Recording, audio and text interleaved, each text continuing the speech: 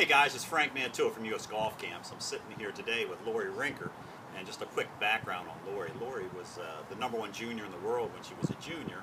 She actually won the US Junior, the girls championship, when she was in high school, and went on to play at the University of Florida, was a two-time All-American, and actually qualified for the PGA Tour after her junior year, which is something you don't see very often. So a great junior career.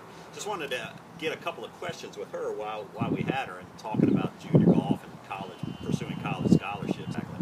The interesting thing is, obviously, you're the #1 player, the #1 junior in the world, so college was a little bit different, the process. But for all those kids that are, trying to figure out whether they're a Division II golfer, Division III golfer, Division I golfer, and ironically, you're going through this process with your son Timmy, who's a junior in high school right now.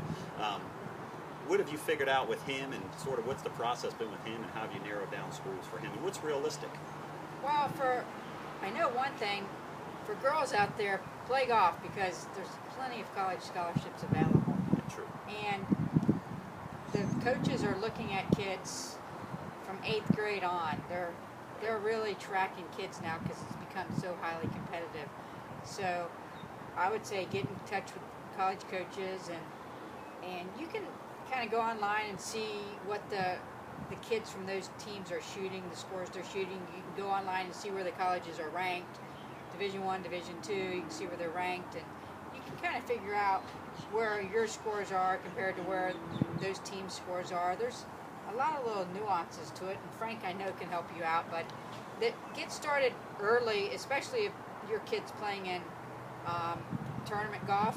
Get started in that process early. And one thing I would recommend too is, I was a little bit slow in getting my son doing the SAT, so get on top of that, be ready to take it in your junior year so you have plenty of time, because there's a lot of academic scholarships out there as well. Yeah, that's a good point. And a lot of the coaches that work for us at camp, say that the kids are so worried about their golf score and their handicap and their scores in the tournaments, but they stress the academics is at least 50% of the process, maybe even a little bit more. So. Well, if you're a really good, especially for men, if you're a really good golfer, unless you're like one of the top 10 in the world, it's very difficult to get a full golf scholarship. Yeah, so there's academic scholarships, and if the university wants you, they're going to find some scholarships for you. And academics is an easy route. So getting good grades and getting good scores on those tests will help you. I think it's a good point. Is it gives the coach another option. Whether he can, if he doesn't have enough athletic money, he can find some academic money. Yeah, as long as your grades are. Yeah, I mean, for really good players, a half a golf scholarship is pretty big. Right. True. So.